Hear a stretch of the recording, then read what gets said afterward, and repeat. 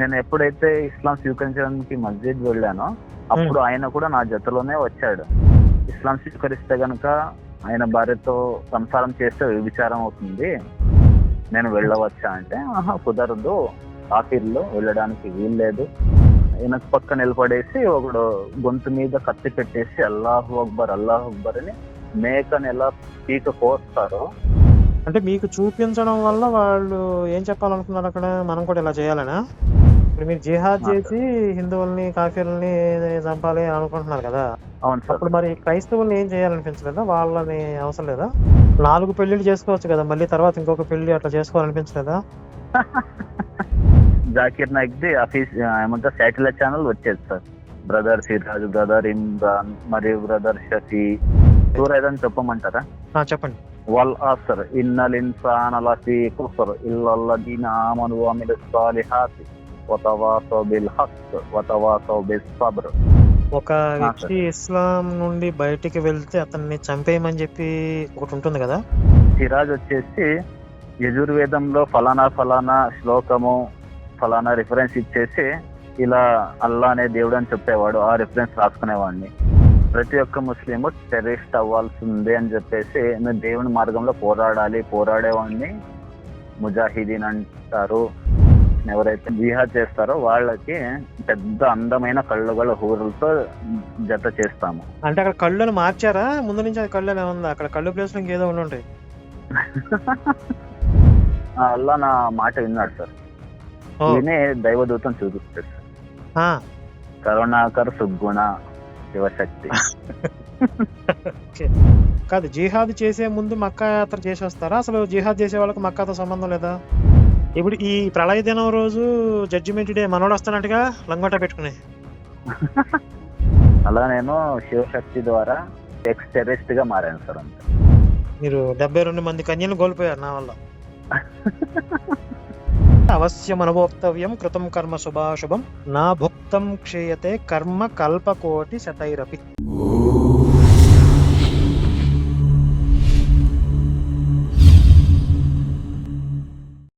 మీరు మాట్లాడుతున్న వ్యక్తి హలో, నమస్తే. నమస్కారం సార్. చాలా రోజులకి కుదిరింది మళ్ళీ. ఇప్పుడు నాకు కొంచెం హడావిడిగా ఉండటం వల్ల. సార్ పర్లేదు సార్, మీరు చాలా బిజీగా ఉంటారు కాబట్టి పర్లేదు. ఇంతకు ముందు మనం ఎక్కడి వరకు మాట్లాడుకున్నాం సార్? అక్కడ వరకు నేను ఏమంటారు టెర్రరిస్ట్ గా అయిపోయి మొత్తానికి ఇది చాలా మందిని లేపేద్దాం అని చెప్పేసి జిహాద్ చేద్దాం అక్కడ వరకు మాట్లాడుకున్నాం సార్. అవును సార్, జిహాద్ చేద్దాం అనుకున్నాను, అక్కడ వరకు మాట్లాడాను sir. Okay sir okay sir. అదే ఏమంటారు, అదే ఫస్ట్ టైం మీతో మాట్లాడాను కాబట్టి కొంచెం కన్ఫ్యూజ్ అయిపోయి కొన్ని విషయాలు మర్చిపోయాను సార్. కొన్ని విషయాలు తొందరగా మీకు చెప్పేస్తాను, మీకు టైం లేదంటున్నారు కాబట్టి. చెప్పండి, పర్లేదు. Okay sir. నేను సార్ 2007-8 మధ్యలో అప్పుడు నాకు ఇస్లాం పరిచయం అయింది సార్. అప్పటి నుండి మరి 2020 తర్వాత రియలైజ్ ఏమంటారు ఒక మనసులో ప్రశ్న వచ్చింది, ఏంటి ఇది అని చెప్పేసి. అంటే కనీసం 13 ఏళ్ళు లేదా 12 ఏళ్ళు ఇస్లాంలోనే ఉన్నాను సార్. ఓకే. మీరు చెప్పినట్టుగానే మీరు వీడియోలు చెప్తుంటారు కదా, ఆశ, ప్రలోభాలు మరియు భయం, అంటే స్వర్గం యొక్క ఆశ, నరకం యొక్క భయం చెప్పేసి వాళ్ళు నన్ను ఆ విధంగా అక్కడ తీసుకెళ్లారు. దాని తర్వాత వచ్చేసి సార్ నేను ఇస్లాం స్వీకరించడానికి మస్జిద్కి వెళ్ళాను, మీకు ఇంతకుముందు చెప్పాను. ఈ మధ్యలో సార్ ఒక ముఖ్యమైన విషయం మర్చిపోయాను సార్. ఏంటంటే ఈ మధ్యలో నేను కనీసం మా క్లోజ్ ఫ్రెండ్స్ ని 3 ఆల్రెడీ కొరికేసాను సార్ వైరస్ తో. ఏంటి ఇస్లాంలోకా? అవును సార్. వాళ్ళు హిందువులేనా? హిందువులే సార్, నా ఫ్రెండ్స్ హిందువులే. ఓకే. 3లో 2 మాత్రం కొంచెం నార్మల్ గా ఉండేవాళ్ళు, కానీ ఒక్క వ్యక్తి మాత్రము చాలా ఇన్ఫ్లుయెన్స్ అయ్యేసి నేను ఎప్పుడైతే ఇస్లాం స్వీకరించడానికి మస్జిద్ వెళ్ళానో అప్పుడు ఆయన కూడా నా జతలోనే వచ్చాడు. అప్పుడు చిన్న వయసులోనే ఆయనకి మ్యారేజ్ అయిపోయింది సార్.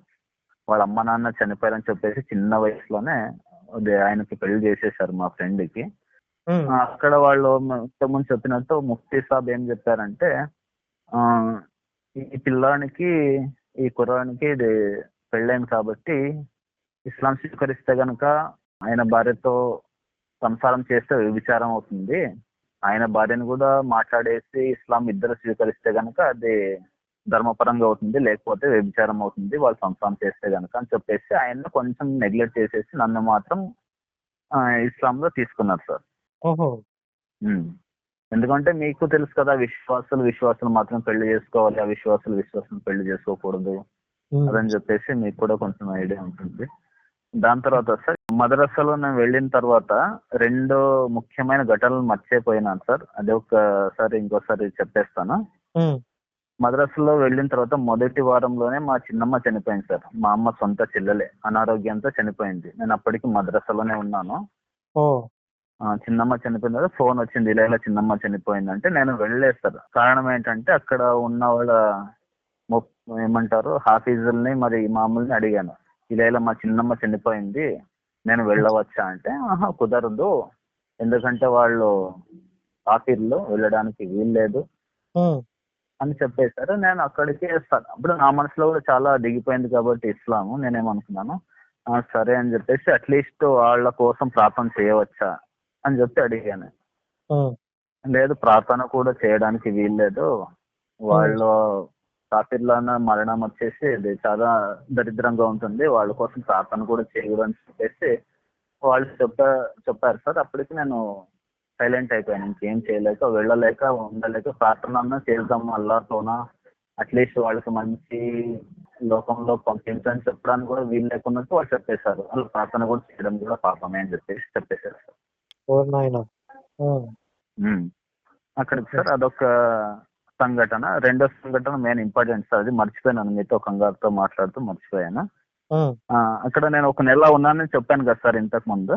హ్మ్. ఈ మధ్యలో మామూలుగానే అది నా సహచరులు ఉంటారు కదా ఇక్కడ మద్రసాలో, నాకన్నా కొంచెం ఎక్కువ వయసు ఉన్న వాళ్ళు, అలాగే మాట్లాడుతూ ఒక రోజు సార్ మొబైల్లో నాకు కొన్ని ఫోటోలు చూపిస్తున్నారు. ఏంటి, ఆకాశంలో మేఘాల్లో అల్లా యొక్క నామం కనిపిస్తుంది, అలా ఒక ఫోటోలు హ్మ్. హ్మ్. అవి మరి చెట్టు కొమ్మల్లో అల్లా యొక్క నామంది పదాలు ఉన్నాయి, అది చూడు ఇది చూడు అని చెప్పేసి కొన్ని ఫోటోలు చూపిస్తున్నారు. ఆ మధ్యలోనే ఒక వీడియో కూడా చూపించారు సార్. అది ఏంటి వీడియో అంటే, ఒక మనిషి కింద కూర్చున్నాడు, మోకాళ్ళతో కూర్చోబెట్టారు, ఇద్దరు ముసుగులు వేసుకున్నారు, హ్మ్. వెనక పక్క నిలబడేసి ఒకడు గొంతు మీద కత్తి పెట్టేసి అల్లాహు అక్బర్ అని మేకని ఎలా పీక కోస్తారో అలా కోసేది నాకు వీడియో చూపించారు సార్. అదే మదరసాలో. నేను అది చూసి భయము మరియు ఆనందము ఆశ్చర్యము ఏదో తెలియని విధంగా చాలా ఫీల్ అయ్యాను సార్ ఆ రోజు నేను. అప్పటికంటే నేను అలా ఫీల్ అయ్యాను, కానీ ఇప్పటికి అలా ఆలోచిస్తున్నాను, మదరసాలో అలాంటి వీడియోలు వాళ్ళ మొబైల్ ఎందుకు ఉన్నాయి, అది ఇప్పుడు నేను అనుకుంటున్నాను, కానీ అప్పుడు అదేం క్వశ్చన్ రాలేదు సార్. అది చూపించి అలాగే కొన్ని మెసేజ్లు వీడియోలు ఫోటోలు అన్ని చూపించుకుంటూ వెళ్ళదు సార్. ఓకే. అంటే మీకు చూపించడం వల్ల వాళ్ళు ఏం చెప్పాలనుకున్నారు అక్కడ? మనం కూడా ఇలా చేయాలనా? అలాగే ఉంది అనిపిస్తుంది సార్. వాళ్ళ మొబైల్లో ఎందుకు వీడియోలు ఉన్నాయి అవి అనేది నాకు ఇప్పటికీ క్వశ్చన్. అప్పటికేం కలగదు, అప్పటికి నేను దాన్ని అసహించుకోలేదు, ఇది అధర్మం అని కూడా నేను అనుకోలేదు సార్ ఆ సమయంలో. కానీ నేను మాత్రం చూసిన తర్వాత ఆనందంగా గురయ్యాను, మరి భయము మరి దిగ్భ్రాంతి అన్ని ఫీల్ చేశాను ఆ సమయంలో సార్ నేను. తర్వాత ఇప్పుడు నాకు ఒక డౌట్ ఏంటంటే, చెప్పండి. ఇప్పుడు మీరు జిహాద్ చేసి హిందువుల్ని కాఫీర్లని చంపాలి అనుకుంటున్నారు కదా, అనుకున్నారు ఆ టైంలో. అవును సార్. అప్పుడు మరి క్రైస్తవుల్ని ఏం చేయాలనిపించలేదా? వాళ్ళని అవసరం లేదా? అనిపించారు. మొత్తానికి కాఫీర్లు అంటే ఇది అల్లాని నమ్మనే వాళ్ళు హిందువులు మాత్రమే కాదు, క్రైస్తవులు కూడా ఉన్నారు కదా అందులో. నేను హిందూ సమాజంలో పుట్టాను కాబట్టి నాకు ఈ గుళ్ళు గోపురాలు లేకపోతే తిరుపతి ఇవన్నీ గుర్తొచ్చినాయి కాబట్టి నేను హిందువులు మాత్రం మాట్లాడడం లేదు. నాకు మొత్తం ఇస్లాం నమ్మని వాళ్ళు అన్యులు ఎవరన్నా పర్వాలేదు, కాఫీర్లే. అంటే జిహాద్ లో క్రైస్తవుల్ని కూడా చేయొచ్చు అని అనిపించిందా? అనిపించింది సార్, ఎందుకు అనిపించలేదు, వాళ్ళని కూడా కన్వర్ట్ చేయడానికి చాలా ట్రై చేశా. అంటే క్రైస్తవుల్ని మాత్రం కన్వర్ట్ చేయాలి, హిందువుల్ని మాత్రం చంపేయాలి? లేదు సార్ అలానేం కాదు, కానీ నేను చెప్పాను కదా హిందూ సమాజంలో పుట్టాను కాబట్టి ఇలా వీళ్ళు చిన్న చితక ముంబై దాడులు అవి ఇది గన్ పట్టుకొని వచ్చేసి కాలుస్తున్నారు. దీని బదులు ఎక్కడన్నా పెద్దగా గ్రూప్ ఏమంటారు చాలా క్రౌడ్ ఉండే దగ్గర వెళ్ళేసి, అది ఎక్కడైనా పర్వాలేదు, నాకి నోటికి వచ్చింది అదే ఏమంటారు, మీకు చెప్పారు కదా తిరుపతి లేకపోతే ఇంకా కుంభమేళ ఇలాంటివి. అక్కడ వెళ్ళేసేసి సూసైడ్ బాంబింగ్ గాను ఇలా బాంబులు పెట్టేసి లేపేస్తే 1000 మంది చనిపోతారు కదా అనే ఫీలింగ్ ఉండేది. ఈ జిహాద్ అదే చేసే నేను గ్యాంగులతో ఏమన్నా కాంటాక్ట్స్ ఉన్నాయా మీకు? అంటే పరిచయాలు కానీ అట్లా ఏమైనా అయినాయా? లేదు సార్, అవుతుందేమో అనుకుంటాను కానీ దేవుని దయ వల్ల జరగలేదు. అంటే ఇంకా అక్కడ దాకా వెళ్ళలేదు. మిమ్మల్ని పూర్తిగా వాళ్ళు నమ్మి బాగా ట్రైనింగ్ ఇచ్చిన తర్వాత అక్కడ తీసుకెళ్తారు ఆ ఏజ్ లో. అవును సార్ ఖచ్చితంగా అదే జరుగుతుందా. నచ్చలేక బయటకు వచ్చేసాను కానీ మొదటగా నా మనసులో అలానే ఉన్నా. వాళ్ళకి అలాంటి మ్యాటర్ దొరికితే కనుక ఖచ్చితంగా అలాగే వెళ్ళేవాడిని. ఇంకోటి వచ్చేసి సార్, ఇప్పుడు నేను పెళ్లి చేసుకున్నాను కదా, ఈ పెళ్లి విషయంలో కూడా ఇందులో మతం ఉంది. ఇస్లాం అమ్మాయిని చేసుకున్నారా? లేదు సార్, అక్కడ ఉండే హిందూ అమ్మాయినే చేసుకున్నాను. ఆమె కూడా అక్కడే పనిచేస్తుంది కాబట్టి ఆమె కూడా ఆల్మోస్ట్ అంటే సిద్ధాంతపరంగా అంత ఐడియా లేదు కానీ ప్రాక్టీస్ మాత్రం ఇస్లామే చేసేది. నమాజ్ చదవడము, నేను చెప్పాను ముస్లిం మహిళ, ఆమె జతకి నమాజ్ చదవడము, ఖురాన్ చదవడము, ఏమైనా నేర్చుకోవడము, బొట్టు పెట్టుకోకుండా తీసేయడము, ముసుగేసుకోవడము, అలా నా ముందే అలా అక్కడ జరిగేది. ఆ ముస్లిం ఇద్దరు దంపతులు ఒక రోజు నాకు చెప్పారు, చూడు ఉమర్, నువ్వు ఎలాగో కన్వర్ట్ బాగానే అయిపోయినావు, దేవుడు నిన్ను చాలా గొప్పగా చూస్తాడు. నువ్వు ఎవరినో హిందువులను చేసుకుంటే గనుక నీకు మరి చాలా ఇబ్బంది అవుతుంది. దానితో ఒక మంచి పని, ఈ అమ్మాయి కూడా హిందువే, ఇప్పుడు ఆమె కూడా నమాజ్ చదువుతుంది, అంతా చేస్తుంది. ఈ అమ్మాయిని కూడా నువ్వు చేసుకుంటే గనుక ఖచ్చితంగా స్వర్గంలో ఉన్నతానికి స్థానం దొరుకుతుంది, అలా చేసే అని చెప్పేసి చెప్పారు. నేను ఆలోచించి అవును కదా, ఇది కూడా ఒక దేవుని కార్యమే, పుణ్యకార్యమే, ఖచ్చితంగా స్వర్గంలో మంచి పొజిషన్ దొరుకుతుందని చెప్పేసి ఇంట్లో చెప్పాను సార్. ఆ రోజుల్లో చెప్పిన తర్వాత ఇంట్లో వాళ్ళు తొందరగా ఒప్పుకోలేదు. అక్కడికి అలా ఇలా వాదులాడి అది చెప్పేసి ఓకే చెప్పి చేశాను. అంటే 2 ఏళ్ల తర్వాత గ్యాప్ ఇచ్చేసి మళ్ళీ పెళ్లి చేసేసారు. హిందూ సాంప్రదాయం ప్రకారం పెళ్లి చేశారు. అలా నా పెళ్లి విషయం జరిగింది సార్. అంటే నేను మనసులో నాకు ప్రేమ మరియు వివాహం అనేది ఏమి ఉండలేదు. కానీ వాళ్ళు చెప్పిన విధంగా నేను చూస్తే అవును కదా కరెక్టే, చేసేసుకుంటే మనం కూడా ఒక ముస్లిం కమ్యూనిటీగా, ముస్లిం ఒక ఫ్యామిలీగా ఎదగొచ్చు కదా అని చెప్పేసి అదే ఉద్దేశంతో చేసుకున్నా. 4 పెళ్లిళ్ళు చేసుకోవచ్చు కదా, మళ్ళీ తర్వాత ఇంకొక పెళ్లి అట్లా చేసుకోవాలనిపించలేదా? లేదు సార్, స్టార్టింగ్ స్టేజ్ లో ఉన్నా సార్. పెళ్లి విషయంలో మాత్రం స్టార్టింగ్ స్టేజ్ లో ఉన్నా, ఇంకా వేరే విషయాల్లో బాగానే ఎక్స్పీరియన్స్ అయ్యా. ఆ విధంగా నా పెళ్లి కొన్ని సంవత్సరాల తర్వాత అయింది సార్.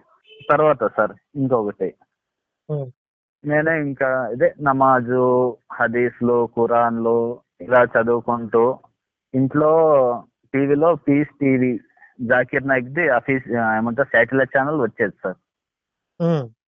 అదే చూసేవాడిని, రెగ్యులర్ గా ఫాలో అయ్యేవాడిని. దాని తర్వాత బ్రదర్ సిరాజ్, బ్రదర్ ఇమ్రాన్ మరియు బ్రదర్ షఫీ, బ్రదర్ ఫైజ్ సైద్ అని చెప్పేసి ఔరంగాబాద్, వీళ్ళందరూ ఛానల్ ఔరంగాబాద్ నుంచి బ్రదర్ అడ్వకేట్ ఫైజ్ సయ్యద్ అంటే అంత ఉర్దూలో ఉంటుంది సార్. అది ఉర్దూ మీకు అర్థమయ్యేదా సార్? ఇప్పటికి అనర్గళంగా అర్థమవుతుంది సార్. ఉర్దూ అంటే ఇస్లాంలోకి వెళ్ళాక నేర్చుకున్నారా, అంతకు ముందేనా? అంతకు ముందే అంటే సార్ ఏమంటారు, మా చుట్టుపక్కల ఒక 50% 50 కన్నా ఎక్కువ అనుకుంటాను ముస్లిం ఫ్యామిలీ సార్. ఓకే, ఇది అరబిక్ నేర్చుకున్నారా మరి మదర్సాలో?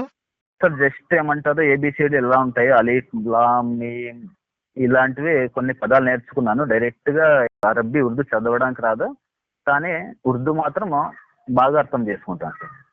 అరబిక్ పదాలు ఏమైనా కొన్ని చెప్పండి మీరు నేర్చుకున్నవి. సార్ సూరానే చెప్తాను సార్. చెప్పండి. సూరా అల్ అసర్ అని చెప్పేసి ఒక సూరా ఉంటుంది సార్. వల్ అసర్ ఇన్నల్ ఇన్సాన లఫీ ఖుస్ర్ ఇల్లల్లదీన ఆమను వఅమిలుస్ సాలిహాతి వతవాసౌ బిల్ హక్ వతవాసౌ బిస్ సబ్ర్. ఇది ఒక సూరా సార్. ఇంకోటి వచ్చేసి ఖుల్ హువల్లాహు అహద్ అల్లాహు సమద్ లం యలిద్ వలం యులద్ వలం యకుల్ లహు కుఫువన్ అహద్. ఇంకోటి చెప్పమంటే చెప్తాను, ఏం పర్లేదు. చెప్పండి. అల్హమ్దులిల్లాహి రబ్బిల్ ఆలమీన్ అర్రహ్మానిర్ రహీం మాలికి యౌమిద్దీన్ ఇయ్యాక నఅబుదు వ ఇయ్యాక నస్తഈన్ ఇహ్దినస్ సిరాతల్ ముస్తఖీం సిరాతల్లదీన అన్అమ్త అలైహిం గైరిల్ మగ్దూబి అలైహిం వలద్దలీన్. ఇలా చాలా సూరాలు నేర్చుకున్నాను. వీటి అర్థాలు ఏంటి? అరబ్బీ ఉన్నాయి సార్. సూరా అల్ అసర్ అని చెప్పాను కదా. ఇందులో సూరా అల్ అసర్ వచ్చేసి వల్ అసర్ ఇన్నల్ ఇన్సాన్ లఫీ ఖుసర్ అంటే గనుక కాలం సాక్షిగా మానవులంతా సంక్షోభంలో ఉన్నారు, ఒక్క విశ్వాసం తెచ్చిన వాళ్ళు తప్ప. ఇల్లల్లజీన ఆమను అంటే ఎవరైతే సంక్షోభంలో లేరో వారు ఎవరంటే మంచి పనులు చేసేవాళ్ళు మరియు నిజం చెప్పేవాళ్ళు, ఇంకోటి వచ్చేసి ఓపికతో ఉండేవాళ్ళు. గుడ్డిగా అది చదువుకుంటూ పోవడం కాకున్నట్టు నాతో చెప్పాను కదా సార్, ఒకసారి లైబ్రరీలో దొంగతనం చేసేసాను ఖురాన్ అని చెప్పేసి. అందులో పక్కన ఫస్ట్ అరబిక్ లో ఉండేది, దాని తర్వాత అరబిక్ నుంచి ట్రాన్స్లేట్ తెలుగు నుంచి మళ్ళీ ఏమంటారు ట్రాన్స్లేట్ సంక్షిప్తంగా ఉండేది సార్. అంత నీట్ గా చదివేవాడిని మరియు అర్థం చేసుకునేవాడిని. ఆ పదానికి అర్థం ఖచ్చితంగా ఏంటి అని చెప్పేసి, ఆ వాక్యానికి కానీ ఆ సూరాకి కానీ ఏంటని చెప్పేసి చాలా అబ్జర్వ్ చేస్తూ చదువుకుంటూ వచ్చేవాడిని సార్. అలా గుడ్డిగా అలాగే ముందుకేం వెళ్ళలేదు. ఓకే. అయితే ఇప్పుడు ఇంకొకటి, ఒక వ్యక్తి ఇస్లాం నుండి బయటికి వెళ్తే అతన్ని చంపేయమని చెప్పి ఒకటి ఉంటుంది కదా. ఉంటుంది సార్. ఇప్పుడు మీకు ఆ ఇస్లాం నుండి బయటికి రావడం వల్ల అలాంటి థ్రెట్ ఏమైనా ఉందా, ఉంటుందని అనుకుంటున్నారా? అనుకుంటాను సార్, ఎందుకంటే నేను బయట పడలే. అంటే చూడండి సార్, ముస్లింలో పుట్టి ముస్లింలో నుంచి బయటకు వచ్చేసిన తర్వాత థ్రెడ్ ఎక్కువ ఉంటుంది సార్. కన్వర్ట్ అయ్యి వచ్చేసి బయటకు వచ్చేస్తే ఏం పర్లేదు, కానీ వాళ్ళు ఎప్పుడైతే ఎక్స్ప్లోజ్ అవుతారో, ఎప్పుడైతే బయట విషయాలు చెప్తారో అప్పుడు థ్రెడ్ ఎక్కువ ఉంటుంది సార్. అంటే బై బర్త్ ముస్లిమ్స్ అయితే చంపేయమని ఆజ్ఞ. అవును సార్, అవును సార్. కన్వర్టెడ్ ముస్లిమ్స్ అయితే వెళ్ళిపోవచ్చా వెనక్కి? వెళ్ళిపోయి ఊరికే ఉంటే పర్లేదు సార్. నిజాలు ఏమన్నా చెప్తే గనక ఖచ్చితంగా థ్రెడ్ ఉంటే ఉంటుంది. అందుకోసమే కదా మీకు మెసేజ్ పెట్టిన టైంలోనే ఏమన్నాను స్టార్టింగ్ లోనే, అదే ఒరిజినల్ పేరు చెప్పకండి, ఎడిట్ చేయండి అని చెప్పేసి చెప్తాను. ఇది భయపడ్డాం కాదు కానీ జాగ్రత్త పడ్డాం అంతే. ఓకే, అర్థమైంది. సరే, ఇప్పుడు మీకు మ్యారేజ్ అయిన తర్వాత పిల్లలు పుట్టే వరకు అందులో ఉన్నారా? ఎన్ని సంవత్సరాలు ఉన్నారు సార్? చెప్తాను, కంటిన్యూస్ గా చెప్తాను సార్. 2014లో పెళ్ళైంది సార్. అంటే అప్పటికి నేను కొంచెం రియలైజ్ అయిపోయి, అంటే పూర్తిగా ఇటు కాకున్నట్టు మధ్యలో ఉన్నాను సార్. అంటే ఆలోచిస్తున్నాను, ఏంటి ఇది తప్పు కదా, ఇది ఇలా కదా అని చెప్పి ఆలోచించుకుంటూ ఉండేవాడిని. సిరాజు, షఫీ, ఇమ్రాన్, ఇలా ఫైసైడ్ ఇలాంటివన్నీ వీడియోలు చూసుకుంటూ ఖురాన్ హదీస్ లో ఈ వీడియోలు మళ్ళీ ప్రసంగాలు ఇలాంటివి వినుకుంటేనే ముందుకు సాగేవాడిని. తర్వాత సార్ మరి మా తాలూకాలోనే ఒక Islamic library, Telugu Islamic library అనేది ఒక లైబ్రరీ ఉంది సార్. అక్కడికి వెళ్ళి మళ్ళీ జాయిన్ అయిపోయాను. ప్రతి సండే అక్కడ సాయంకాలం ఒక 5 గంటల నుండి ఒక 8-8:30 వరకు ప్రసంగాలు జరిగేవి. అక్కడ తెలుగు ఇస్లామిక్ లైబ్రరీ కాబట్టి అన్ని అక్కడ హదీస్లు అన్ని చాలా దొరికేవి. మరి జాకిర్ నాయక్ యొక్క వీడియో క్యాసెట్లు దొరికేవి, CD ప్లేయర్స్ సార్, అవి దొరికేవి. అంతే, అది అంతకుముందు పీస్ టీవీ వచ్చేది శాటిలైట్ ఛానల్ ఇంట్లోకి డైరెక్ట్ గా. అది ఆ టైంలో బంద్ చేసేస్తారు, ఎందుకో తెలీదు. ఖచ్చితంగా వినాలి. ఎందుకంటే ఒకటి సార్, సిరాజ్ వీడియోస్ ఎందుకు వినేవాడిని అంటే, సిరాజ్ వచ్చేసి యజుర్వేదంలో ఫలానా శ్లోకము ఫలానా రిఫరెన్స్ ఇచ్చేసి ఇలా అల్లా అనే దేవుడు అని చెప్పేవాడు, ఆ రిఫరెన్స్ రాసుకునేవాడిని. మరియు బ్రదర్ షఫీ వచ్చేసి బైబిల్ యొక్క కొన్ని గాస్పెల్స్ చెప్పేసి ఇలాంటి అల్లా అనే దేవుడు లేకపోతే మొహమ్మద్ ప్రవక్తనే ఇది అని చెప్పేసి ఇచ్చేవాళ్ళు. ఇవన్నీ రాసుకునేవాడిని. ఎందుకు అంటే ఖచ్చితంగా కన్వర్ట్ చేయాలి, ఇది నా బాధ్యత అని ఫీల్ అయ్యేవాడిని. అలా వాళ్ళు వీడియోలు చూస్తుండేవాడిని. దాని తర్వాత జాకిర్ నాయక్ క్యాసెట్లు. ఇప్పుడు సిరాజు షఫీ బోధనల్లో హిందువుల మీద అటాక్ చేయడం, వేరే రిలీజియస్ పీపుల్ అటాక్ చేయడం అనేది ఎక్కడన్నా ఆ వెర్షన్ ఎక్కడన్నా వినపడిందా మీకు? ఆ వర్షన్ ఎప్పుడు లేదు సార్. అదేమంటే కత్తి పూసిన తేనె అంటారు కదా, ఇలా గ్రంథాలు తీసేసుకొని అందులో వాళ్ళ రిఫరెన్స్ చూపించేసి వాళ్ళ రిఫరెన్స్ రాసుకొని నేను వేరే వాళ్ళకి చెప్తాను సార్. అయితే నేను చదువులేదు, దాని పరమార్థం ఏంటో తెలియదు, ముందు వెనుక ఏమి తెలియదు. జకీర్ నాయక్ దాంట్లో వచ్చేదా ఆ వెర్షన్? అలాగే ఉంది సార్, ఒక దగ్గర ఉంది. ప్రతి ఒక్క ముస్లిము ఖచ్చితంగా టెర్రరిస్ట్ అవ్వాలని చెప్పేసి కొన్ని రిఫరెన్స్ చెప్పారు ఆయన. డైరెక్ట్ చెప్పాడా? అది నేను యాక్సెప్ట్ చేసి డైరెక్ట్ చెప్పాడు సార్, డైరెక్ట్ గా చెప్పాడు. ఓకే. ప్రతి ఒక్క ముస్లిం టెర్రరిస్ట్ అవ్వాల్సిందే అని చెప్పేసి, నువ్వు దేవుని మార్గంలో పోరాడాలి, పోరాడేవాడిని ముజాహిదీన్ అంటారు, జిద్దో జహేద్ చేయాలి అంటే దేవుని కోసం పోరాడాలి, జిహాద్ చేయాలని చెప్పేసి చెప్తారు సార్. ఇప్పుడు అలాంటివి చెప్పడం వల్ల బీజేపీ గవర్నమెంట్ వచ్చినాక పారిపోయాడు దేశం వదిలే. అవును సార్. ఇంకోటి సార్, మీకు తెలిసిండొచ్చు, బ్రదర్ ఇమ్రాన్ అని చెప్పేసి ఇంతకు IRAF ఫౌండేషన్ వాడు అదే హైదరాబాద్ లో ఉంటాడు సార్, మీకు తెలిసిండొచ్చు ఏమో తెలియదేమో. చూసినట్టున్నాం ఏదో కొన్ని వీడియోలు. కొంచెం లావుగా ఉంటాడు కదా అతను. లావుగా ఉంటాడు, మొహం గుండ్రంగా ఉంటుంది. మన ప్రవీణ్ పగడాల ఆయనతో ఒక డిబేట్ చేశాడు కదా సార్. ఎవరు పేరు? Imrana? Brother Imran, IRAF foundation. ఇప్పుడు నేను రీసెంట్ గా సర్చ్ చేస్తే కనుక ఆ ఫౌండేషన్ లేదు, ఆయన ఎక్కడో యా దేశంలో ఉన్నాడు తెలియదు కానీ ఎక్కడో పారిపోయాడు ఆయన కూడా. సరే, తర్వాత ఏమైంది చెప్పండి ఇక.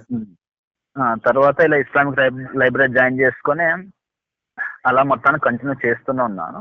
కానీ నా మనసులో ఎప్పుడూ ఒక ప్రశ్న మెదిలేదు సార్. ఏంటి అంటే, మంచి పుణ్యాలు మంచి కార్యాలు చేస్తూ జీవితాంతం ధర్మంగా బతికేసి చనిపోతే అల్లా ఎందుకు నరకం వేస్తాడు? ఎక్కడో మారుమూల గ్రామంలో లేకపోతే ఒక ద్వీపంలో వాళ్ళు పుట్టేసి వాళ్ళ ప్రకారంగా వాళ్ళు బతికేసి చనిపోతే అల్లా తెలియదు, ఏమీ తెలియదు, ఇలా నమాజ్ 5 సార్లు చదవాలి, రోజాలు పెట్టాలి, ఇవన్నీ తెలియదు, ఖచ్చితంగా ఇంత విశ్వాసంతో ఉండాలి, ఇవన్నీ పిన్ను ఎవరికి తెలియదు కదా. చాలా సార్లు క్వశ్చన్ వచ్చేది, కానీ నేను ఇదేమనుకుంటా, శైతాన్ యొక్క శోధింపు, శైతాన్ యొక్క వస్వస అంటారు ఇస్లాంలో. వస్వస అంటే మనసులో అనుమానం వేస్తూనే ఉంటాడు శైతాన్. ఇలా చెప్పేసి నేను ఫీల్ అయ్యాన్ని, ఓహో ఇది రాంగ్, మళ్ళీ దేవుడా అల్లా క్షమించు, తప్పు చేస్తున్నాను అని చెప్పేసి మళ్ళీ నా పార్టీకి నేను అలాగే కంటిన్యూ అవుతూనే ఉండేవాడిని. దాని తర్వాత నాకు ఒక క్వశ్చన్ వచ్చింది సార్, శైతాన్ పని ఏంటి? ముస్లిమ్స్ ని పాపానికి ప్రేరేపిస్తూనే ఉంటాడు. అంటే ఈ పాపం చేసి ప్రేరేపిస్తుంటాడు. ఇదే శైతాన్ పని. ముస్లిం కాని వాళ్ళు హిందువులు కానీ క్రిస్టియన్స్ కానీ వేరే మతాలు కానీ వాళ్ళందరినీ ధర్మ భ్రష్టు చేస్తుంటాడు. అంటే దేవుణ్ణి అంటే నా లెక్కలో ఆ సమయంలో అల్లాని తెలుసుకోకుండా చేస్తుంటాడు. ఈ శైతానికి అధికారం ఇచ్చిండేది ఎవరు? అల్లాని. అల్లా ఒకవేళ శైతాన్ని నిర్మూలన చేసేస్తే, చంపేస్తే అయిపోతుంది కదా అని చెప్పేసి చాలా డీప్ గా ఆలోచించి కొంచెం బేజారైపోయి సరే అని చెప్పేసి నేను ఇస్లామిక్ లైబ్రరీ ఒక ఓనర్ ఉంటాడు కదా సార్, ఆయన్ని సాహిబ్ గారు అని పిలిచేవారు. ఒక రోజు సీదా వాళ్ళ ఇంటి దగ్గర వెళ్ళేసాను. లైబ్రరీకి ఆయన ఇంటికి కొంచెం దూరం ఉండేది. వాళ్ళ ఇంటి దగ్గరే వెళ్ళేసేసి బయట నిలబడి ఫోన్ చేశాను. ఆయన ఏమన్నాడు, ఇలా కాదు బాబు, ఇలాంటి ప్రశ్నలు ఖురాన్ సంబంధించి అస్సలు అడగకూడదు, అల్లాహ్ సంబంధించి అడగకూడదు. ఎందుకంటే ఇవన్నీ అగోచర విషయాలు. దేవుడు మనకి ఏదైతే చూపించాడో, చెప్పాడో, ప్రవక్త ద్వారా, ఖురాన్ ద్వారా, హదీస్ ద్వారా చెప్పాడో అంతకు మించి మనము ఊహించుకొని ఏమీ అడగకూడదు. ఇవన్నీ అగోచర విషయాలు, అది మనకు అర్థం కావు. కాబట్టి ప్రశ్న అసలు నీకు రాకూడదు. వచ్చింది కాబట్టి నువ్వు అల్లాని వేడుకో, శైతాన్ నుండి విముక్తి చేయని చెప్పేసి ఆయన చెప్పి పంపించేశాడు. ఈ మొత్తం క్రిస్టియానిటీలో కూడా ఇంతే కదా, సేమ్ ఉంటది కదా. మోసపరచు ఆత్మను ఆయనే పంపించాడని చెప్పి పంపిస్తాడని చెప్పి చెప్తారు ఓ పక్క. మళ్ళీ అందరూ నరకంలో వేస్తాడు అని ఆయన చెప్తారు. ఇందులో లాజిక్ ఎక్కడ ఉంది అంటే, నువ్వు అడగకూడదు, దేవుడిని శోధించకూడదు అంటారు మళ్ళీ. సేమ్. అవును సార్, సేమ్ సార్. అదే నాకు అప్పుడే అనిపించింది, ఏంటి నా క్వశ్చన్ కి ఒకటి సమాధానం దొరకలేదు. మరి ఏం చూస్తే ఇదన్నీ అగోచర విషయాలు, ఇవన్నీ మాట్లాడకూడదు, అడగకూడదు అంటే మళ్ళీ నాకు క్వశ్చన్ కి సమాధానం ఇచ్చేది ఎవరు అని చెప్పేసి సార్, నిజంగా చెప్పాలంటే చాలా సార్లు ఒంటరిగా వెళ్ళేసి పొలాల్లో ఒకడే చెట్టు కింద కూర్చొని చాలా బాధపడ్డాను విషయం. ఎందుకంటే నాకు మనసులో అస్సలు అది తట్టుకోవడం కావడం లేదు. ఒకటి ఇలా నమాజ్ చేయడానికి వెళ్ళినప్పుడల్లా ఒక క్వశ్చన్ వచ్చేది, అవును కదా ఇంతమంది నరకానికి పోతారు, ఇది తప్పు కదా అనిపిస్తుంది. మళ్ళీ లేదు, ఇది శైతాన్ యొక్క శోధింపు అని చెప్పేది. నేనే సమాధానం, నేనే క్వశ్చన్. మనస్ఫూర్తిగా ఏమి చేయడానికి కుదరటం లేదు, పని కూడా చేయడానికి చాలా ఇబ్బందికరంగా ఉండేది. సరే, ఇప్పుడు మీకు అందులో నుంచి కొంచెం ఆ ఉన్మాదం అనేది తగ్గటం మొదలు పెట్టింది. అంటే ప్రశ్నలు రావటం, ఆలోచనలు రావటం వల్ల తగ్గటం మొదలు పెట్టింది ఇప్పుడు. అవునా? అవును సార్. ఇప్పుడు అది పీక్స్ లో ఉన్నప్పుడు ఈ జిహాద్ చేస్తే స్వర్గానికి వెళ్ళిన తర్వాత 72 మంది కన్యలను పంపిస్తాడు. అప్పుడు వాళ్ళతో నాన్ స్టాప్ గా చేసుకోవచ్చు అని చెప్పి ఉంటది కదా. అవును సార్, అది ఫీల్ కూడా అయ్యాను సార్. అది కూడా ఫీల్ అయ్యారా? అలా స్వర్గంలో అంటే అదే ఫీల్ అయినది కాదు కానీ సార్, ఆ. అసలు ఏంటి ఆ మీకు ఒక కాన్సెప్ట్ ఏంటి? రిఫరెన్స్ 72 మందితో చేయగలిగే శక్తి ఇస్తాడు. అసలు ఇక అది అది అంటే ఏది అది ఆ వెర్షన్ ఉంటదంట కదా. అవును సార్, అదే ఖురాన్ లో డైరెక్ట్ గా 72 మంది ఉండదు కానీ ఆ, ఇండైరెక్ట్ గా ఉంటుంది. అది నేను మీకు రిఫరెన్స్ ఇప్పుడు చెప్పేస్తాను.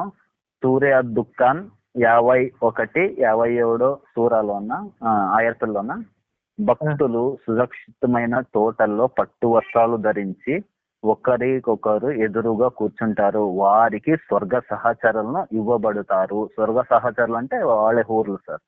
ఆ. చాలా ఫీల్ అయ్యాను, చాలా సార్లు అట్లా ఊహించుకున్నాను. ఆహా, స్వర్గంలో వాళ్ళ వెళ్ళేస్తే స్ట్రక్చర్ ఎలా ఉంటుందో కూడా చెప్తారండి. వాళ్ళ వక్షోజాలు పెద్ద పెద్ద వక్షోజాలు ఉంటాయి, మంచి స్ట్రక్చర్ ఉంటుందని కూడా ఉంటుందంటగా. ఉంటుంది సార్, అది కూడా ఉంటుంది సార్, డీటెయిల్ గా అంటే ఉంటుంది అది సార్. అది హదీసులో ఉంటుంది అవన్నీ. హదీస్ లో ఉంది, ఇది ఖురాన్ లో మొత్తం ఇండైరెక్ట్ గా ఉంటుంది సార్. ఆ, హదీస్ లో మాత్రం డైరెక్ట్ గా ఉంటుంది సార్. Okay okay. ఇంకోటి సార్, అదే సూరాలోన మేము వారిని పెద్ద అందమైన కళ్ళు గల హూర్లతో జత చేస్తాము. అంటే మమ్మల్ని ముస్లిమ్స్ ఎవరైతే జిహాద్ చేస్తారో వాళ్ళకి పెద్ద అందమైన కళ్ళు గల హూర్లతో జత చేస్తాము. అంటే అక్కడ కళ్ళుని మార్చారా? ముందు నుంచి అది కళ్ళు ఉందా? అక్కడ కళ్ళు ప్లేస్ లో ఇంకేదో ఉండి ఉంటాయి. కళ్ళు చూసి వాళ్ళకేం ఉపయోగం? ఆ, కరెక్ట్ గా చెప్పారు సార్ మీరు. వాళ్ళని ప్రేరేపించాలి, వాళ్ళని అట్రాక్ట్ చేయాలంటే కొంచెం ఏదో అట్రాక్టివ్ గా ఒక పాయింట్ ఏదో చెప్పాలి. అందమైన పెద్ద పెద్ద కళ్ళు అవును ఉన్నాయంటే ఎవడు అట్రాక్ట్ అవుతాడు? ఇంకేదో ఉంటాయి అక్కడ. అవును సార్, కళ్ళు బదులు వేరే పదం ఉండొచ్చు. ఆ, అది దాన్ని చూసి మీరు కూడా చెప్పండి. ఆశపడ్డారు పాపం. ఆశపడ్డాను సార్. ఎందుకంటే సార్ అది ఎలా ఉంది, మీరే ఇంతకుముందు విన్నారు కదా, ఉమ్, పాల నదులు, తేనె నదులు, మద్యం నదులు వారికి ఏం కాలం ఇవ్వబడుతుంది, ఉమ్, మరి వీళ్ళు హూర్లను జత చేస్తారు అని చెప్పేస్తే ఇంకా మనిషి ఈ భూమిలో బతికొండేసి ఆయన ఒక మనిషి ఎందుకు ప్రయత్నిస్తారు సార్? అంటే మంచి ఇదే కదా తిండి మరియు అది, అంతే కదా. ఖురాన్లో విచిత్రమైన విషయం ఏంటంటే సార్ భూమి మీదేమో మద్యపానం నిషేధం కదా. అవును సార్, అక్కడ మాత్రం మద్యం నదులే దొరికేస్తాయి. ఆ మద్యం ఏరులై ప్రవహిస్తుంటే ఆ నదులు పక్కనే ఉండి వీళ్ళు ఎంజాయ్ చేస్తూ ఉంటారు స్వర్గంలో. అవును, అక్కడే నింపుకొని అది చెంబులుగా తాగేసి. అంటే భూమి మీద ఎందుకు నిషేధం పెట్టాడు, అక్కడ ఎందుకు అంత అన్లిమిటెడ్ ఇచ్చాడు? ఇక్కడ నిషేధం ఎందుకంటే సార్, ఈ ప్రవక్త ఉన్నారు కదా, ఆ, వాళ్ళ కాలంలో వచ్చేసి యుద్ధాలు చేయాలి ఖచ్చితంగా. వాళ్ళకి ఎప్పుడు యుద్ధం వస్తుందో తెలియదు రైట్. కాబట్టి వాళ్ళను మద్యం మత్తులో ఉండకూడదు, యాక్టివ్ గా ఉండాలి. అంటే తాగవచ్చు కానీ తూలేలా తాగకూడదు అని చెప్పేసి అది మనము మీరు చేసినట్టు డీకోడ్ చేస్తే కనుక ఖచ్చితంగా అది అర్థం వస్తుంది. అవునులే, మొహమ్మద్ కాలంలో ఇంకా వాళ్ళకి రోజంతా అదే పని కదా, యుద్ధాలు చేయటం, ఎవడో ఒకరిని దోచుకోవటం, ఆక్రమించడం, ఇవన్నీ. వీళ్ళు ఫుల్గా తాగి పడుకుంటే యుద్ధాలు చేసే పరిస్థితిలో ఉంటారు కాబట్టి "ఒరే బాబు మీరు ఇక్కడ ఈ తాగడం అనేది ఇక్కడ ఆపేయండి, మీకు పైకి వెళ్తే బోల్డ్ ఉంటుందని చెప్పాడు. అవును సార్, కరెక్ట్. ఇంకా వాళ్ళని యుద్ధాలకి తీసుకువెళ్ళటానికి మీరు యుద్ధంలో ఎవరి మీద అయితే దాడి చేస్తున్నారో అక్కడ అమ్మాయిలు ఉంటే వాళ్ళని ఎత్తుకొచ్చేయచ్చు, వాళ్ళని రేప్ చేసేయచ్చు, ఇవన్నీ కూడా చెప్పాడు కదా. అవును సార్, ఖచ్చితంగా. మీరు ఏమంటాం మాలే గనీమత్ అంటాం సార్ ఇస్లాంలో. మాలే గనీమత్ అంటే మీరు ఒక రాజ్యం మీద, ఒక గుంపు మీద వెళ్ళేసి యుద్ధం చేసిన తర్వాత అక్కడ ఏం దొరుకుతుందో అది మీది. అక్కడ ఏం దొరుకుతుంది సార్? ఒక రాజ్యాన్ని కానీ పురుషుల్ని సంహరించిన తర్వాత అక్కడ దొరికేది ఏంది? ఆడపిల్లలు, చిన్నపిల్లలు, ధనము, నగలు, ఇవే కదా సార్. ఒక భూమి, ఇవే కదా దొరికేది. అవన్నీ మీవే అంటే ఇక దానికోసం ఆశపడి ఇంకా ఈ దోపిడీ దొంగల్లాగా వీళ్ళు బందిపోట్లలాగా మారిపోతారని. ఇప్పుడు రెండే ఆప్షన్లు యుద్ధం చేసే వాళ్ళకి, జిహాద్ చేసే వాళ్ళకి రెండు ఆప్షన్లు. ఒకటి యుద్ధం చేసేస్తే అక్కడ దొరికే ఆడపిల్లలు కానీ లేకపోతే నగలు కానీ ధనం కానీ ఒకటి. రెండో చనిపోతే సేమ్ అవి అక్కడ ఇంకా డబల్ ట్రిబుల్ దొరికేస్తాయి. ఇంకేముంది? మహమ్మద్ వరకే కొన్ని రాయితీలు ప్రత్యేకం, మిగిలిన వాళ్ళందరికీ ఇది అప్లై అవ్వదని చెప్తాడు కదా. అవును, ఆయన జీవిత కాలంలో 13 మంది భార్యలు ఉండేవారు. మరియు గులాంలో చాలా మంది ఆడవాళ్ళు ఉండేవారు.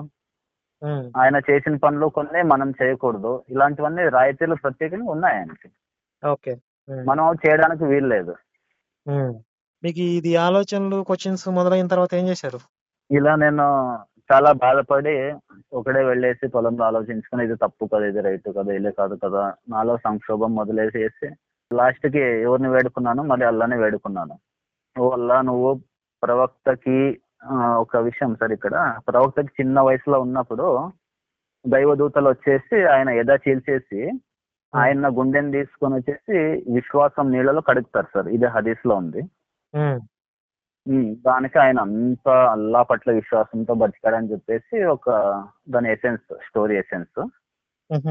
అప్పటికి నేను అల్లాకి అలాగే అడిగాను, వల్ల నాకు ఇలా చాలా క్వశ్చన్స్ వస్తున్నాయి, నాకు అసలు తట్టుకోవడం కావడం లేదు, ఒక పక్క నమాజ్ చేయడం కావడం లేదు, భక్తి చేయడానికి నాకు చాలా ఇబ్బందికరంగా అయిపోయింది, దయచేసి నాకు ఏదన్నా ఒక సూచన, ఒక మిరాకిల్, ఏదో ఒక అద్భుతం చూపించు, ఒక దైవ దూతం చూపించు, ఏదైనా చూపించు, నాకు ఏదైనా అద్భుతం చేసి చూపించు, నేను అంతకంటే ఎక్కువగా నీ పని చేస్తా, అంటే నీ భక్తి చేస్తా, లేకపోతే నీ కార్యం చేస్తా, నువ్వు ఏం చెప్తే అది చేస్తా, నాకు చాలా క్వశ్చన్స్ ఉన్నాయి, దయచేసి నాకు ఏమో చూపించని చాలా రోజులు ఏడ్చాను సార్.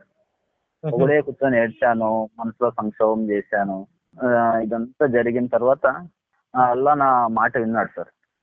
వినే దైవదూతం చూపించాడు సార్. అంటే కరుణాకర్ సుగుణ శివశక్తి. దీనికి కారణం చెప్తాను సార్. ఇది ఏమంటే మేము పొగడడం కాదు కానీ, ఇలా అంటే ఏమంటారు, జిహాదీ వ్యక్తి ఇప్పుడు మీతో మాట్లాడుతున్నాడంటే ఇది ఖచ్చితంగా దీనికి కారణము బలంగా ఉంటుంది. అది కూడా చెప్తాను.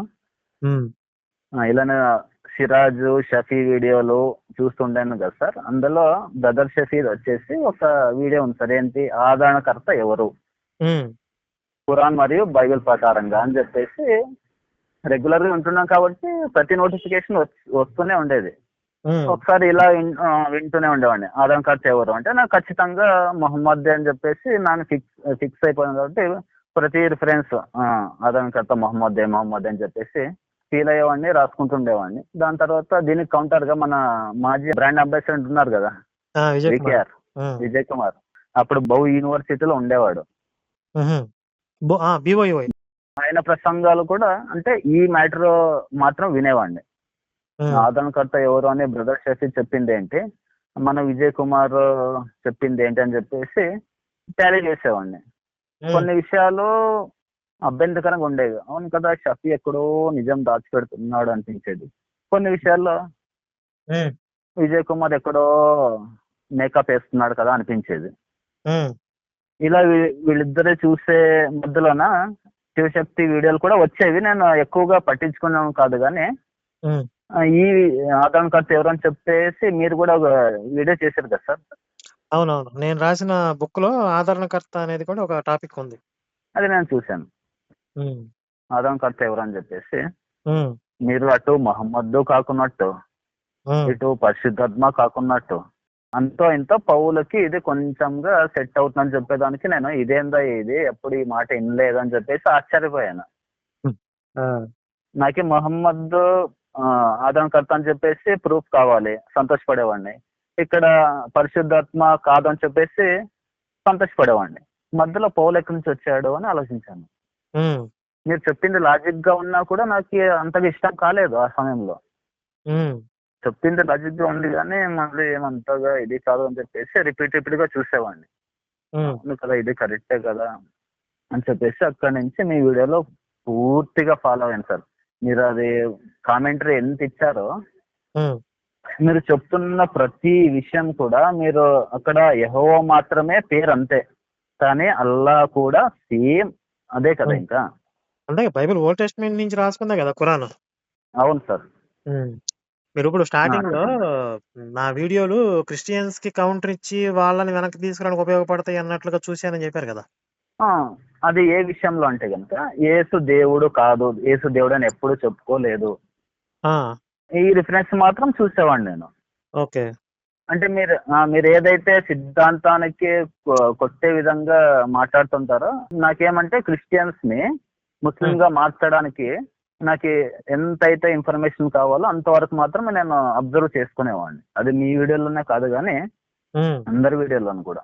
కానీ ఇక్కడ ఆదరణకర్త విషయానికి వచ్చే పాటికి నాకు జ్ఞాన బల్బు వెలిగింది సార్. హ్మ్. ఓకే. దాని తర్వాత మీరు యెహోవా గురించి చెప్పినా, అల్లా గురించి చెప్పినా ఒకటే అన్న రీతిలో నాకు మైండ్‌లో వచ్చేసింది. ఎందుకంటే నేను ఇంతకు ముందు అల్లా దగ్గర వేడుకున్నాను గదా! హ్మ్. ఒక దైవదూతను చూపించండి అని చెప్పేసి ఆ! ఆయన చూపించేసాడు. ఇప్పుడు ఏదో ఒక సత్యం చెప్పండి. తెలుసుకోవాలి అనే ఒక తపనలో నుంచి మీరు చాలా స్ట్రాంగ్‌గా అడిగారు గదా! అక్కడ అల్లా ప్లేస్‌లో దేవుడిని అడిగారు. కాబట్టి మీకొక ఆన్సర్ వచ్చింది. హ్మ్. అంటే మీలో ఉన్న తపనకి. అవునవును సార్. హ్మ్. మీరెందుకంటే మీరెంత స్ట్రాంగ్‌గా ఉంటారంటే, మీరు ప్రతి వీడియో చూస్తాను కాబట్టి, మీరు ప్రతి వీడియోలో ఏమంటారు, ఎవరైనా నేను దేవుడిని నమ్ముకున్నానంటే, దేవుడు కాదు యేసు అని చెప్పు అంటారు. ఆ ప్రకృతిని, విరాట్ పురుషుని అడిగాను కాబట్టి, హ్మ్. అలా మీ యొక్క ఓకే. వీడియో నుంచి నా మైండ్ కొంచెం ఇంకా నేను నా తపన ఉండిన దాంట్లో కూడా కొంచెం ఎక్కువగా నాకు ఇన్ఫర్మేషన్ దొరికింది. ఓకే. మరి మక్కా యాత్ర చేద్దాం అనుకోలేదా ఇప్పుడు మీరు? దా లేదు సార్, ఇంకా స్టార్టింగ్‌లో ఉన్నాను గదా! మొదటగా మనకేమంటారు, అల్లా, ప్రవక్త, నమాజు, జిహాదు. కాదు. జిహాద్ చేసే ముందు మక్కా యాత్ర చేసొస్తారా? అసలు జిహాద్ చేసే వాళ్ళకి మక్కాతో సంబంధం లేదా? అస్సలు సంబంధం లేదు సార్. ఒకసారి ముస్లిం అయిన తర్వాత అది జిహాద్ అనేది కణ కణాల్లో నిండి ఉండాల. జిహాద్ చేస్తే హ్మ్. చచ్చిపోతాడు గదా! ఆ! సూసైడ్ బాంబర్ అవుతాడు గదా! లేదా ఆత్మాహుతి చేసి చచ్చిపోతాడు. అంటే ఈ ఆత్మాహుతి చేసుకునే ముందే మక్కాకెళ్ళి రావాలా? మక్కా మ్యాండేటరీ కాదా? ఏం మ్యాండేటరీ ఏం కాదు సార్. ఒక విషయం ఏమిటంటే, ఇంకా నమాజ్ చేసి, మక్కా దర్శనం చేసేసి, నువ్వు జీవితాంతం నమాజ్ చేసినా గూడా, నువ్వు హ్మ్. మళ్ళీ సమాధిలో శిక్ష అనుభవించాలి. ఎందుకు? కానీ ఒక్కసారి నువ్వు జిహాద్ చేసి అక్కడే చనిపోతే గనక, అల్లా మార్గంలో చనిపోతే గనక వెంటనే స్వర్గం. డైరెక్ట్ నీకు ప్రళయ దినం ఖయామత్ అంటారు ముస్లిమ్స్ లో.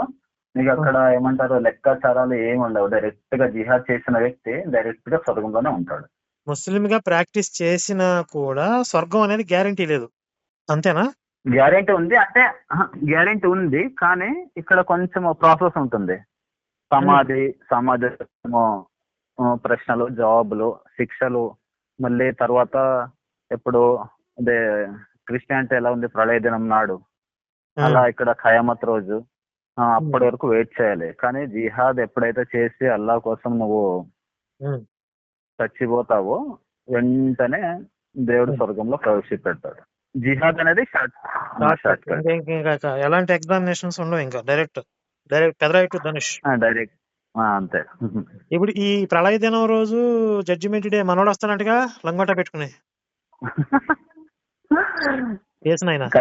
యేసు ఖచ్చితంగా వస్తాడు, అది నమ్మాల్సిందే అని చెప్పేసి ఖురాన్ లో, హదీస్ లో, అదే ఏమంటారు, ఇస్లాం లో కొన్ని రూల్స్ ఉంటాయి కదా సార్, ఈ విషయం నమ్మాలి, ఈ విషయాన్ని నమ్మాలి అని చెప్పేసి. అందులో యేసు గురించి కూడా ఒక పక్కా ఉంటుంది. ఖచ్చితంగా యేసుని హ్మ్. నమ్మాల్సిందే. ఎలాగా? హ్మ్. ప్రవక్త లాగే నమ్మాలి. ఆ! షఫీ ఎవరో చెప్తుంటే విన్నాను. ఒక వ్యక్తి ఎప్పటికీ పరిపూర్ణమైన ముస్లిం కాలేడు. అతను ముస్లిం మరియం కాజాలడు. కుమారుడైన యేసుని నమ్మనంత వరకు, ప్రవక్తగా నమ్మనంత వరకు. అవును అంతేనా? సార్, అవును సార్. అవును సార్, కరెక్ట్, 100% కరెక్ట్. ఆయన ఇప్పుడు మరియా కన్యక పుట్టాడు అని కూడా నమ్మాలి గదా! నమ్ముతారు గదా! నమ్ముతారు సార్. ఉంది. హ్మ్. మరియా, సూర్యాల మరియంలో ఉంది సార్.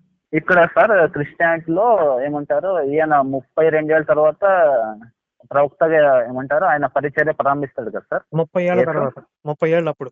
30 ఏళ్ళ తర్వాత. ఇక్కడ కానీ ఖురాన్ లో ఏముంటుందంటే, స్టార్టింగ్ లోనే ఆయన పుట్టిన తర్వాత ఎన్ని రోజులు, ఎన్ని వారాలని మెన్షన్ చేయలేదు కానీ ఆయన చెప్పేస్తాడు, యేసు ప్రభు చిన్న బాల యేసు ఉన్నప్పుడే చెప్పేస్తాడు, నేను అల్లా యొక్క ప్రవక్తని, అల్లా హ్మ్. నన్ను ఎన్నుకున్నాడు, నా మీద ఇంజిల్ అనే గ్రంథం అవతారం చేశాడని చెప్పేసి అక్కడ హైలైట్ చేశాడు ఆయన్ని. బైబిల్‌లో ఆ, కూడా ఆయన యెరూషలేములో తప్పిపోతే తల్లిదండ్రులు వెతుక్కుంటూ వస్తే, "మీరెందుకు నన్ను వెతుకుతున్నారు? నేను నా తండ్రి పనుల మీద ఉన్నానని మీకు తెలీదా?" అంటే అక్కడ వాళ్ళతో అక్కడ మత బోధకులతో చర్చిస్తూ ఉన్నాడు. ఆయన చెప్పే మాటలకు వాళ్ళు అంటే చిన్నప్పుడే ఈయన కూడా బోధించాడని బైబిల్‌లో ఉంది. అవునవునవును.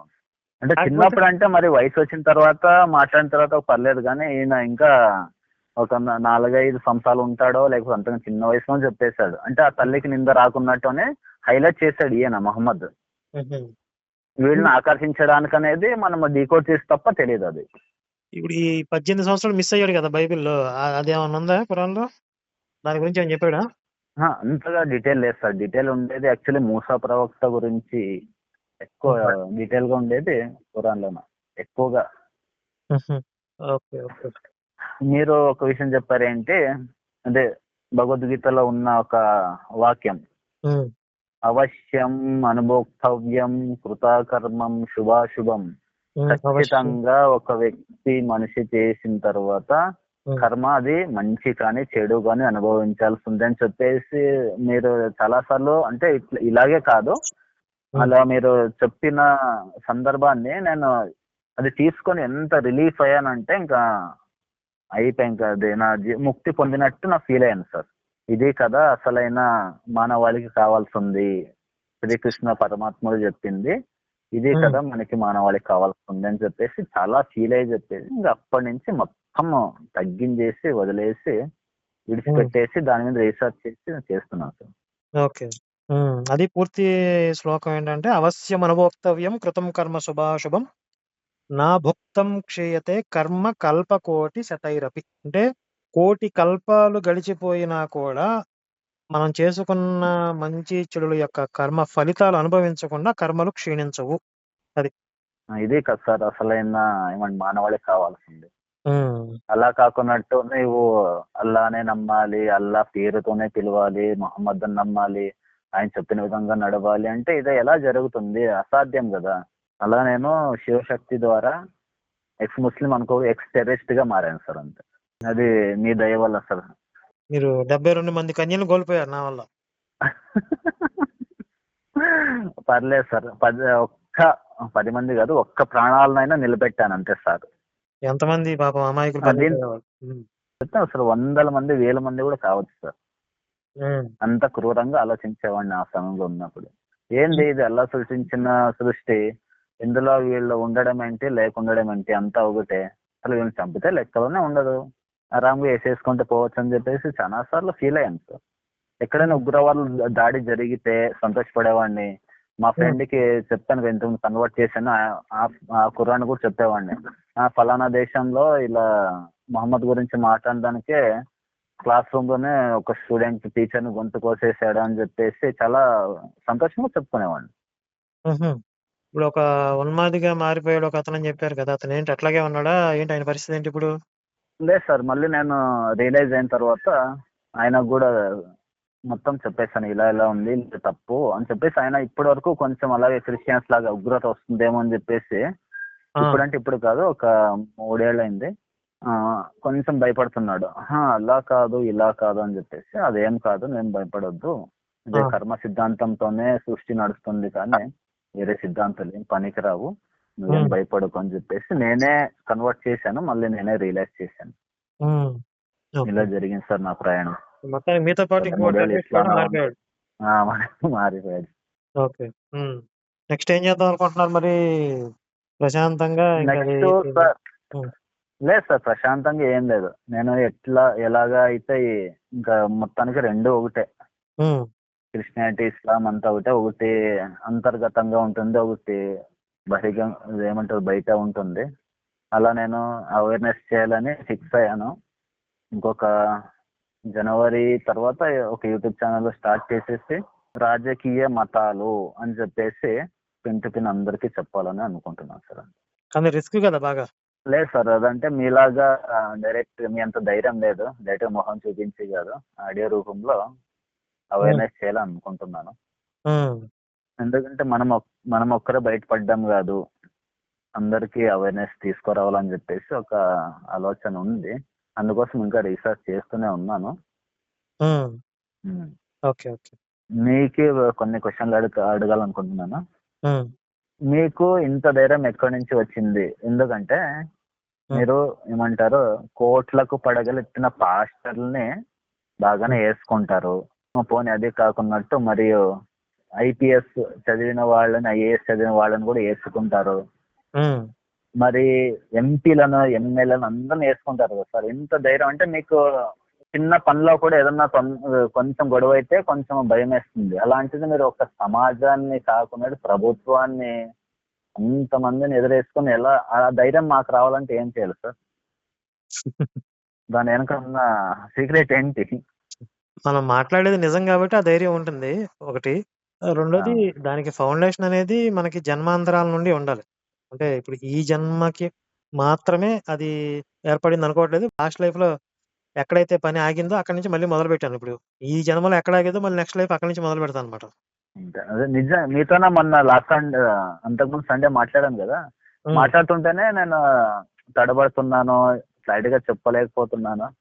నాకు ఇంత ధైర్యం ఒక ఆయనతో మాట్లాడేకే ధైర్యం లేదు. ఈయన చూస్తే ఇంత ఎదురేసుకుంటాడు కదా అని చెప్పేసి గ్రేట్ హ్మ్. గా ఫీల్ అయినా. దాన్ని వెనక మీదేమన్నా ప్రత్యేకంగా శిక్షణ ఏముందేమో అనుకున్నాను. ప్రత్యేకంగా నేను ఎక్కడ ట్రైనింగ్ అంటూ ఏం తీసుకోలేదు. అంటే నేచురల్‌గా ఉంది ఆ ఫీల్ అనేది.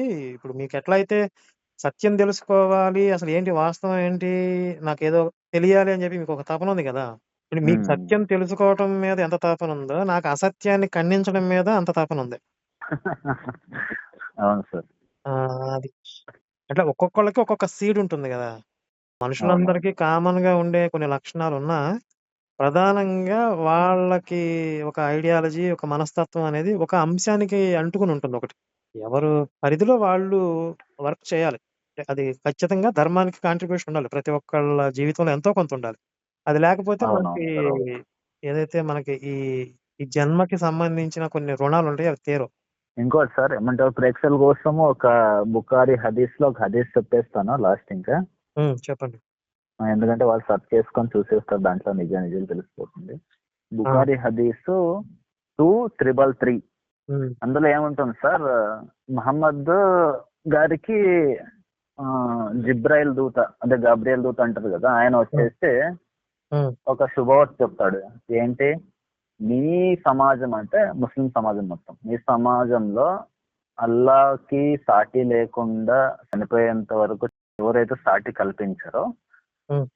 వాళ్ళకి స్వర్గం ఖచ్చితంగా దొరుకుతుంది అని చెప్పేసి హ్మ్. ఈ జిబ్రాయిల్ దూత మహమ్మద్కి చెప్తాడు. మహమ్మద్ అప్పుడు క్వశ్చన్ వేస్తాడు, హ్మ్. అవునా నిజమా ఏంటి, ఒకవేళ వాళ్ళు వ్యభిచారం చేస్తేనో దొంగతనం చేస్తేనో వాళ్ళు కూడా స్వర్గంలో ప్రవేశిస్తారా నా సమాజంలో అని చెప్పేసి మహమ్మద్ అడిగితే, దానికి ఉత్తరంగా జిబ్రాయిల్ దూత ఏం చెప్తాడు, అవును వాళ్ళు వ్యభిచారం చేసినా దొంగతనం చేసినా కూడా హ్మ్. ఖచ్చితంగా స్వర్గంలోనే పోతారు అని చెప్పేసి హదీస్ లో ఉంటుంది. ఏది అల్లాని పట్టుకొని వ్యభిచారం చేసినా కూడా పర్వాలేదు స్వర్గానికెళ్ళిపోతారు. అవును, అలానే నువ్వు నమ్మేసి ఆ! సాటి వేరే కల్పించకుండా ఉండేసి మొత్తానికి షిర్క్ అంటే అదే బహుదైవాదారు అని అంటారు కదా. హ్మ్. హ్మ్. అలా చేయకుండా ఉంటే చాలు హ్మ్. స్వర్గంలో వెళ్ళిపోతారంటే, ఈయనకి మహమ్మద్కి ఏమో క్వశ్చన్, అంటే ఆ సందర్భంలో ఏమో క్వశ్చన్ వచ్చినట్టుంది. దానికి వ్యభిచారం చేస్తా అంటే ఆయనకు మనసులో ఏమో తెలియదు కానీ మనకి, హ్మ్. వ్యభిచారం చేస్తే చేసినా పర్లేదా దొంగతనం చేసినా పర్లేదా అంటే ఏం పర్లేదు. హ్మ్. ఇంకోటి విషయం చెప్పిన సార్, టైం అవుతుంది ఏమన్నా. చెప్పండి పర్వాలేదు. ఓకే ఓకే, మెయిన్ విషయం ఎందుకంటే ఇది ఇస్లాం యొక్క ఏమంటే పునాదుల గురించి ఒక విషయం ఇందులోన. హ్మ్. అల్లా వీళ్ళు ముస్లిమ్స్, మామూలు ముస్లిం సమాజం అనుకుంటుండేది అల్లా నిరాకారుడు, మేము నిరాకారుడిని పూజిస్తాము, మీరందరూ విగ్రహాలను పూజిస్తారని అనుకుంటారు. కానీ అల్లాకి రూపం ఉంది సార్. హ్మ్.